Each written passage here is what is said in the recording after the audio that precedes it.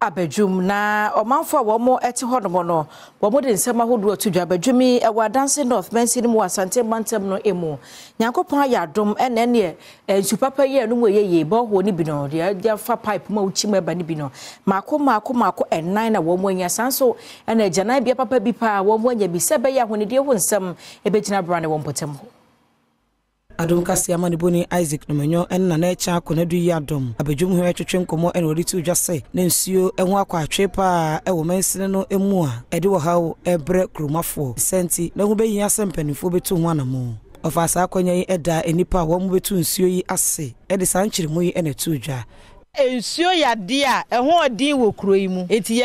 ye yadwen se ye beye nsuo ama ye kuro yi ti ye nsuo akese nan a ye firi ha ye kwakobi wo nsuo a ye no a enya gro nyame na modom so na waboa ye ama yetumi aye sa nsuo no ekurum ha eno achi Professor Amuakotufuo ekyerɛkyerɛ de kodie pɔte ye Kenya wo munti a oye so be ye kuro no saa do yi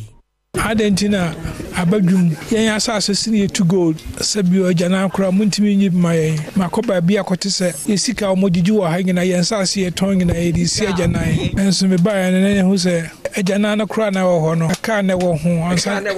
nti ye ba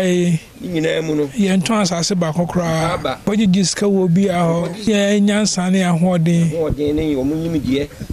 ane edi ayadwuma we se ajapade we ye ni ajapade a nanan abuaye ne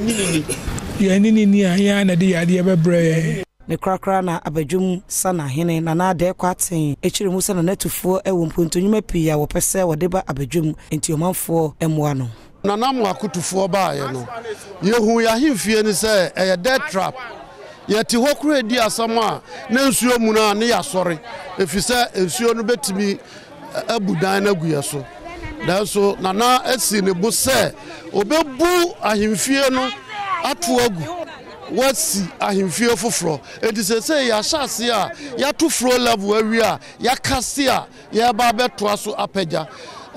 agyanan bia yi nso ya ya wie